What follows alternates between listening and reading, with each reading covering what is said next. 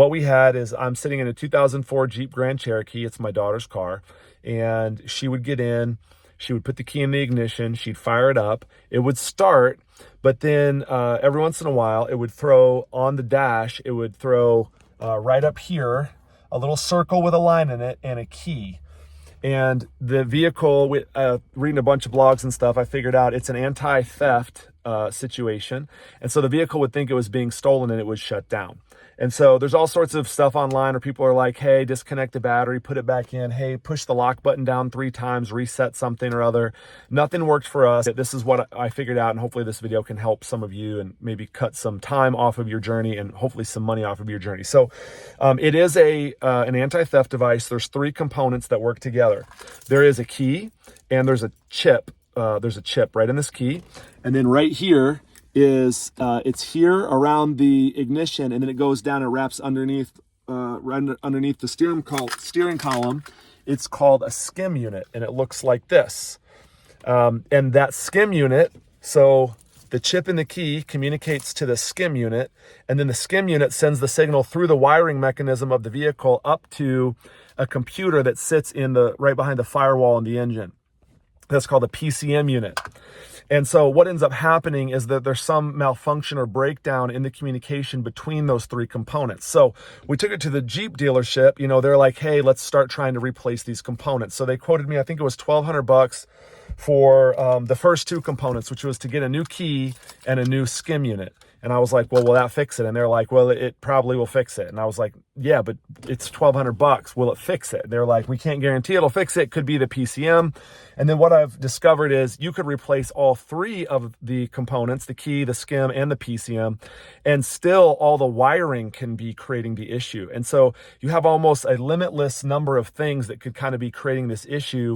You could spend a bunch of money to replace the 3 parts and still be up a creek without a paddle. So after a bunch of blogs and videos like this, discovered a workaround, and I hope that this will help you as well. Basically, what you're going to do, the key to this workaround is that you need a new PCM computer in your engine. And there are companies that make these, and you can either send the old PCM unit that you have to the company and they'll reflash it, or you can buy a new one. You have to have it flashed a very specific way, and you have to have it flashed so that it does not look for the SKIM unit. So it's not looking for this unit, and it can function without taking a code from this unit. So you'll get either you'll get that unit back, your old one back that's reflashed, or, and by the way, I'll put the company I use down in the comments. By the way, I don't work for them and I'm not getting any money from them. I don't have any relationship with them other than I purchased one of these units and it worked for me. So that's it. But so here's the key though. When you get the new unit or the old unit that you sent away and got reflashed and you get it back, do not put it back in the Jeep until you take this unit out. This is the unit that goes here in the steering column. Because if you put the new computer in the engine without taking this out, the first time you start the vehicle up, it's going to resync again, which is what we did. Had to send it back to the company and have it reflashed again. I did replace it. I did take this out now, and it did work.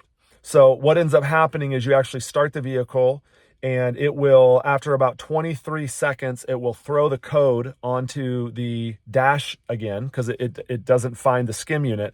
But the PCM computer in the engine is actually doesn't need it. So the car functions anyway. And for us, that was a much better solution than my daughter being somewhere at 2 a.m. or out on a highway somewhere in the dark and not being able to have her car start. Hope it works for you guys. Hope that this video cuts some time off of your journey. And I'm going to show you a couple shots of how I did it. You need to take this piece of the steering column off, and the SKIM unit is a circle here, and then it's up underneath here. You go to the steering column and you go up under. Right here is a Phillips, a Phillips screwdriver. And then you come around the side over here, and this was connected and it was freaking me out. You just got to pull down, and I thought I was going to break it, but if you just pull down, you can see that there's these little clips here that let loose. So you just pull down the bottom and then you are into the steering column there. All right, and this is the SKIM unit that was sitting right up under here, and it was hooked in to this wire. So I unhooked that, and then this part actually goes up and connects right into there. But I just went ahead and broke it. I broke this one off because I wanted to keep this looking the same, but I also didn't want this little box in there. So that's done, and that's out, and that's gone. So I'm gonna tuck this wire back in here, and we're gonna call that a day. You can either remove that unit entirely, or you can disconnect it, cut the wires, tape it off, whatever you want to do, but make sure that that's disconnected. And then at that point, once that's disconnected, you're going to come back here and you're going to replace this PCM unit back in here. So there's two 10mm bolts. So 10mm bolt head, ratchet set head.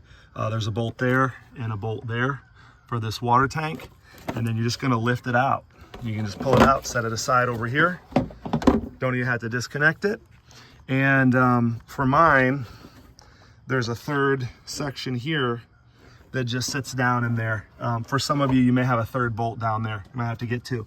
And then once you get to this plate, there's these guys here that are hooked into these, on my Jeep, in these clips.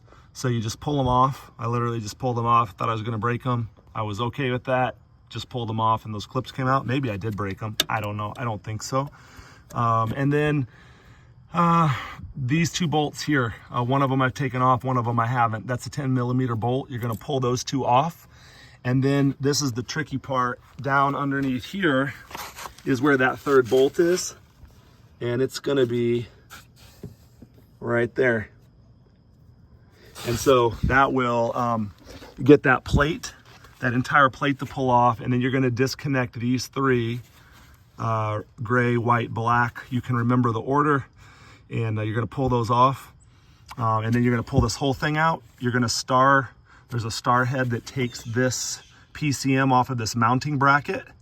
And then you're gonna put the new one in, put the star head screws back in, put the mounting bracket in, bolt it back in, put this guy back on, hook your battery back up, and you are good to go.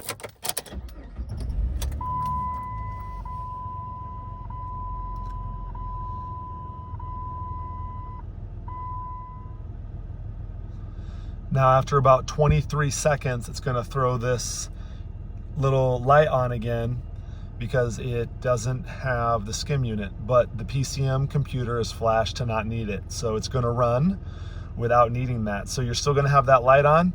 And you know, I know some people have taken the dash apart, take the light bulb out or whatever. For us, we'll just leave it on there and just know that's not an issue anymore.